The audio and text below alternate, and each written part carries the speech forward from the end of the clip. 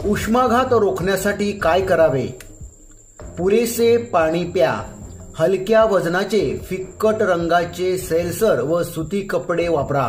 उन्हात घराबाहेर जाताना गॉगल, छत्री, टोपी, स्कार्फ यांचा वापर करा. फळांचा रस, लिंबू सरबत यांचे सेवन करा. पंखा, कूलर यांच्या मदतीने घर थंड ठेवा. हे करू नका.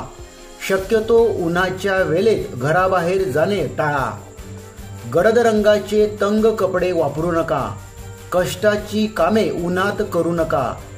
चहा, कॉफी, सॉफ्ट ड्रिंक्स यांचे सेवन जास्त प्रमाणात करणे टाळा. उष्माघाताची लक्षणे: थकवा येणे, तहान लागणे, उष्णतेमुळे शरीरावर चट्टे उमटणे, चक्कर येणे, त्वचा लाल होणे.